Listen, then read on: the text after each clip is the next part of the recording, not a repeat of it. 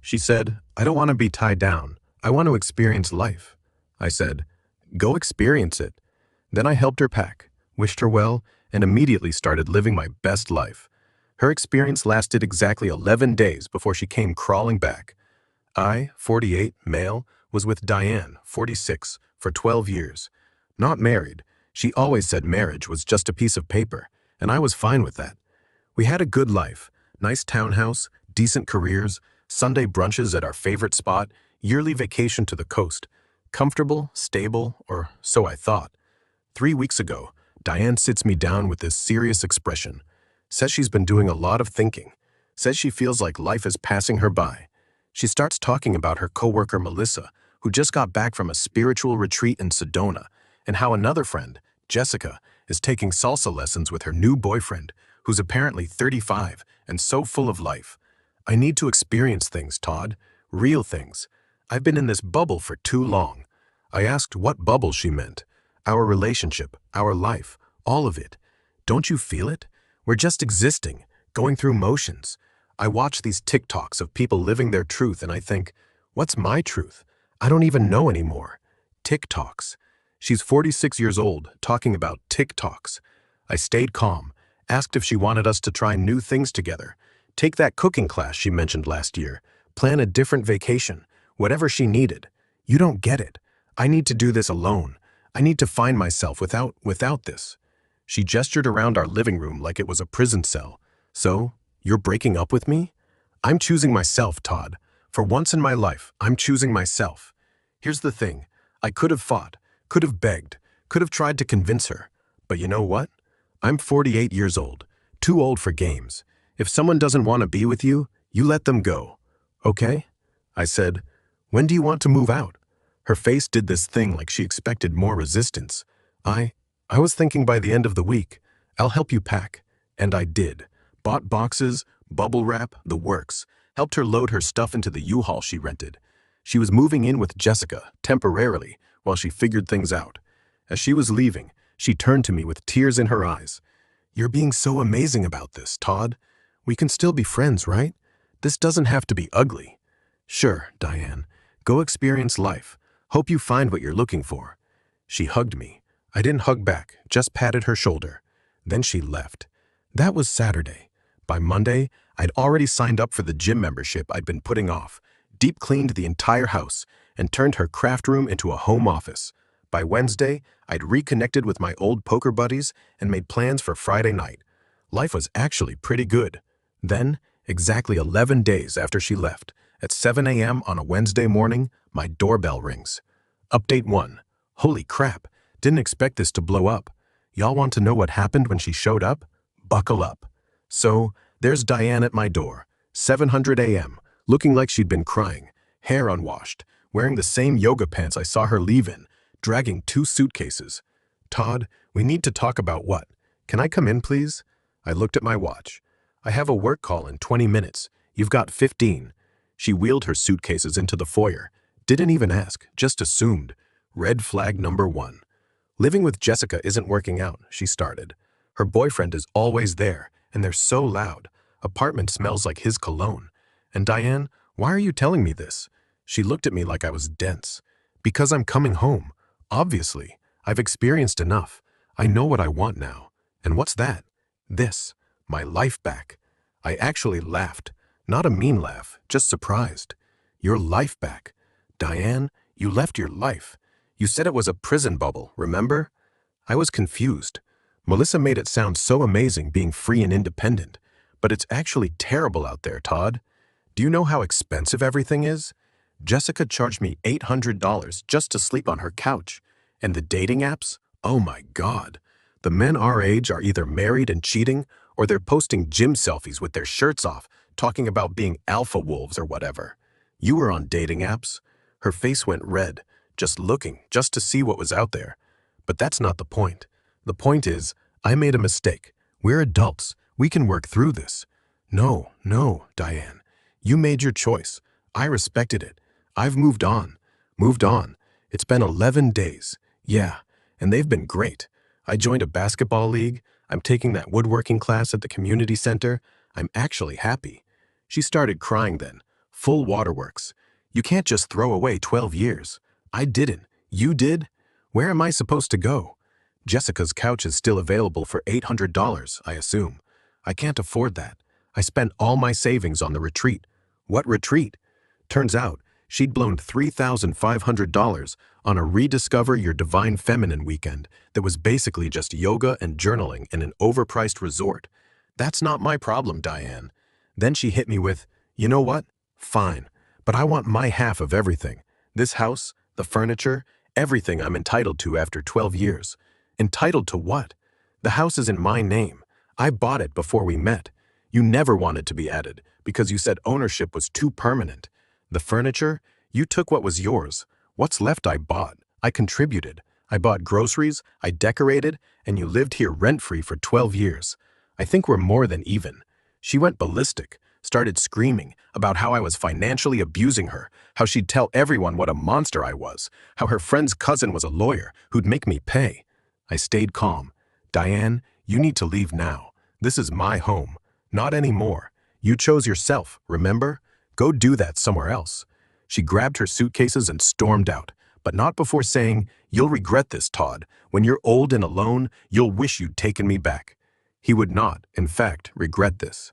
The real comedy started about 2 hours later. Update 2. You guys are not ready for this circus. So, 2 hours after Diane storms out, my phone starts blowing up. Her mom Gladys calling me a heartless bastard. Her sister Nicole texting that I'm throwing away the best thing that ever happened to me.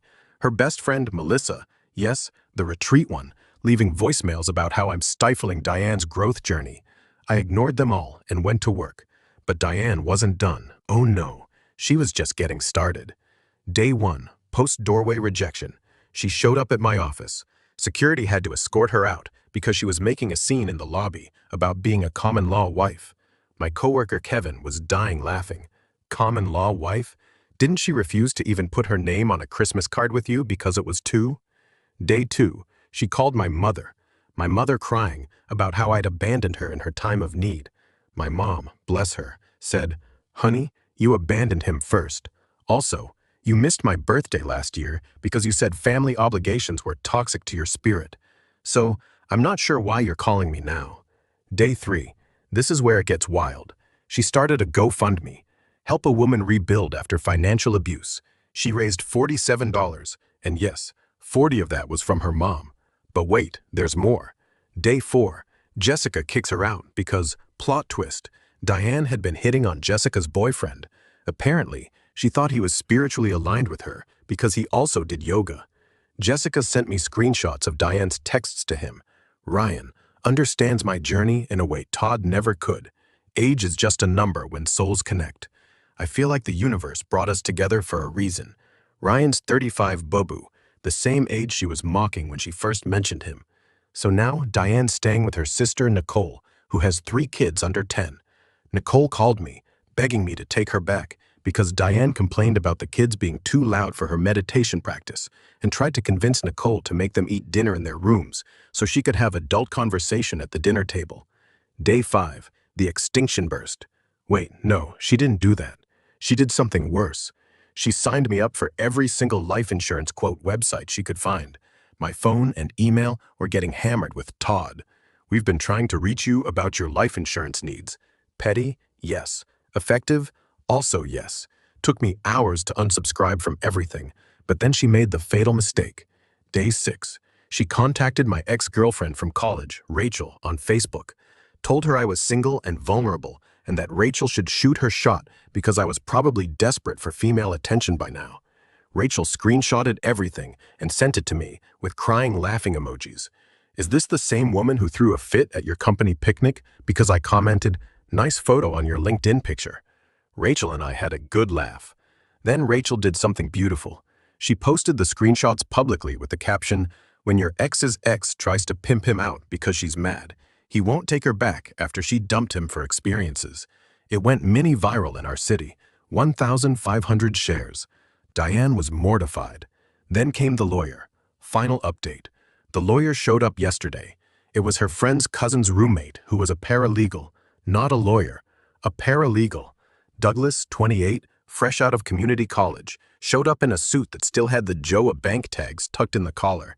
He handed me a letter printed on regular paper, not even letterhead, demanding I pay Diane cohabitation support of $2,000 a month for 6 years, half the house's value, and emotional damages of $50,000. I actually invited him in for coffee. Poor kid looked terrified. "Douglas, can I ask you something? Did you Google any of this before you came here?" Diane said she had rights. Did she mention she never paid rent, never had her name on anything, that she has text messages saying she didn't want to be tied down by shared property? No. Did she mention she left me? Douglas went pale. She said it was mutual. I showed him her breakup text where she called our life together a soul-sucking suburban nightmare and said she needed to spread her wings and fly away from mediocrity. He packed up his fake legal documents and left, but not before saying, "She's been texting my roommate, trying to get free legal advice at 2 a.m. He's blocked her on everything. Good luck, man." That afternoon, I get a call from Nicole. Diane's been evicted from her house too. Apparently, she told Nicole's husband he was wasting his potential working in HVAC when he could be a life coach. Rearranged their entire living room for better energy flow. Threw away Nicole's kids' Halloween candy because processed sugar blocks spiritual growth. Started burning sage at 5 a.m. to cleanse the space. Invited her retreat friends over for a goddess circle without asking. Nicole was done. "Todd, I'm sorry I called you heartless. She's lost it. She keeps talking about how the universe is testing her and Mercury is in microwave or whatever, retrograde. I don't care what it's in. I want her out." Last I heard, Diane was couch surfing with various retreat friends. Each one kicks her out within 48 hours because she tells them how to optimize their living space, criticizes their food choices, tries to get them to invest in her new business idea, life coaching. Obviously, expects them to drive her everywhere because she sold her car for retreat funds. The beautiful karma. Melissa, the friend who started all this with her retreat stories, she blocked Diane after Diane suggested Melissa's boyfriend was holding her back from her full potential and offered to help her break free for a small coaching fee. Yesterday, I ran into Diane at the grocery store. She was buying ramen and generic brand coffee, saw me with my cart full of actual food and just stared. "Hey Diane, how's the life experience going?" She looked exhausted. "Todd, You know what? Don't answer that. I hope you find what you're looking for." "Really?" I meant it, but I also walked away before she could launch into whatever speech she'd been practicing. Got home to find a text from an unknown number. "This is Diane's mom. She's staying with me now. Made her get a job at Target. She starts Monday. Thank you for not taking her back. She needed this wake-up call. P.S. I'm sorry for calling you a bastard." Plot twist. Gladys ended up being the real MVP. My life now. Fantastic. Lost 15 pounds at the gym. Finished my first woodworking project, a cutting board. It's crooked, but it's mine. Poker nights with the guys every Friday. Went on a couple dates with a woman from my basketball league named Andrea, who actually has her life together and doesn't think Mercury controls her destiny. Diane's TikTok. Yeah, I looked. Sumi is now full of videos about starting over at 46 and when the universe humbles you. She has 47 followers, and her comments are turned off after people kept pointing out the irony of her leaving toxic situation videos. The moral of the story? When someone tells you they don't want to be tied down, untie them completely. Then go live your life, while they figure out that freedom without a plan is just expensive homelessness. To everyone saying I should have taken her back, why? So she could leave again the next time Jessica or Melissa had a midlife crisis? Nah, I'm good. To the people calling me cold, I'm not cold, I'm just done. There's a difference. And to Douglas, the paralegal who deemed me apologizing, you're good, kid. We've all been there. But maybe stick to real estate law. Peace out, Reddit. I'm taking Andrea to that Italian place Diane always said was too predictable. Turns out, predictable is just another word for reliable. And at 48, I'm completely fine with that. Todd out.